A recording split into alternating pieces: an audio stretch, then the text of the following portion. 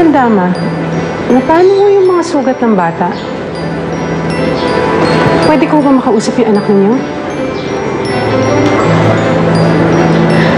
Chika, anak, halika.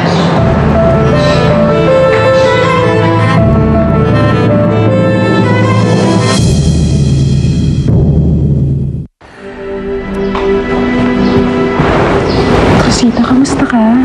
Okay lang po. Paano tong bukol mo? Naglasing po si Mami, nagalit siya sa akin. Pinush niya po ako. Pinush ka?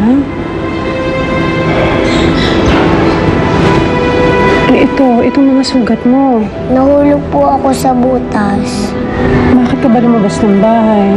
Namimiss ko po si Yaya Corazon. Umalis po si Yaya Corazon kasi po nag-fight po sila ni Mami. Father, tuloy na po ang recollection natin mamayang gabi. Mabuti naman. O basta siguraduhin nyo lang na handa yung merienda ng ating mga bisita. Opo, handang-handa na po. Sige. Corazon! Abay, natutuwa naman ako nakapasyal ka sa simbahan ko. Kumusta na sila Marimar at si Cruzita? Dili na ko yaya ni Cruzeta, Padre. Ha? Bakit naman? Kaya nga po ako nandito kay manghingi ko ng payo eh. Nag-away ming duha ni Inday Marimar. Hindi naman ako gisadya, Padre, nga mapagsalitaan ako siya. Kay natakot man ko sa mangyari eh. Tapos yung maging i-fix noon kay Bibigil Cruzeta. Mukhang may problema na naman ba si Marimar? Perfecta. Bakit ako pinatawag ni Ma'am Angelica? Kakasal na nga ba si Ma'am Angelica kay Sir Sergio? Dapat nga, nagpunta na nga dito si Ma'am Angelica para planuhin dito yung reception ng kasal nila eh. Kaso, nagbago na naman ang isip ni Sergio. Nagulat nga si Senyora nung sabi ni Sir Sergio, hindi tuloy ang kasal eh.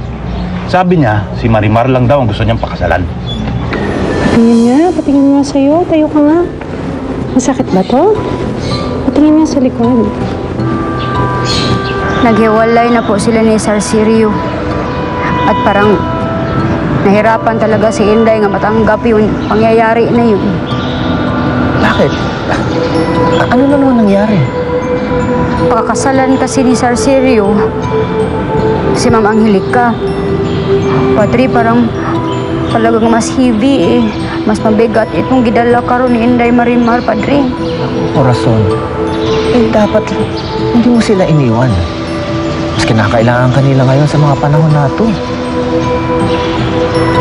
Ang gulo-gulo nila. Ang mahal niya si Marimar. Pero pumayag siyang magpakasal kay Ma'am Angelica. Ay nako, sayang nga eh. Gusto ko magkatuluyan.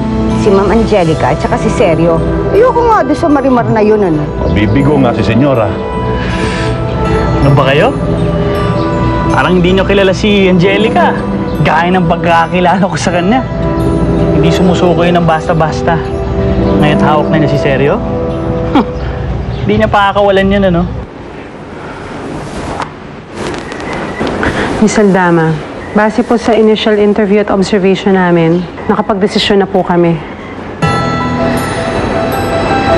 Ano po yung desisyon niyo? Padre Puris, mag-helps naman ka.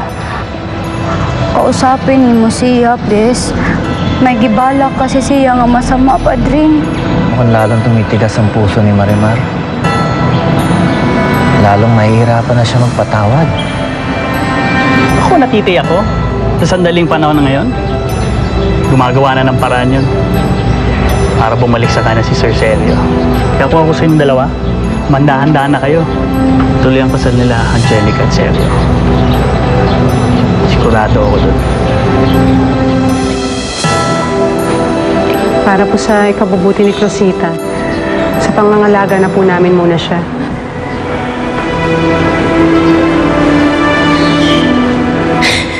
Cruzita.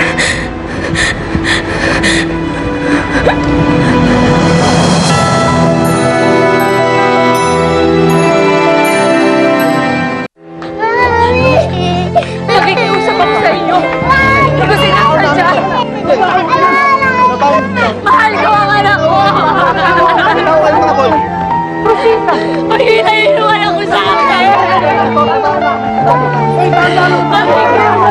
desisyon. Nag-iusap ako. Anak! Wala niya naman ako anak ko!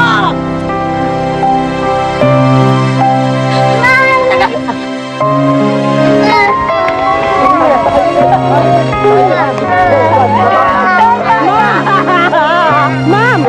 Itawan niyo sa Rosita! Rosita!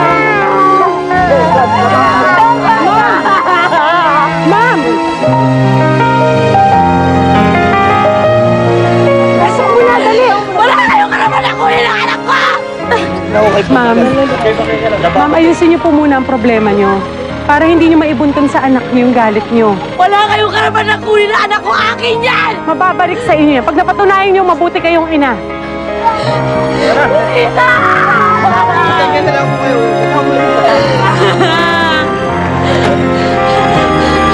Rosita!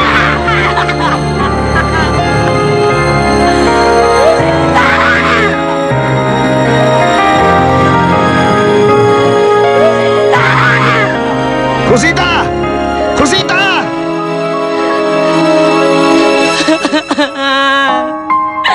Akin ang anak ko! Wala kayong karapatan! Rosita!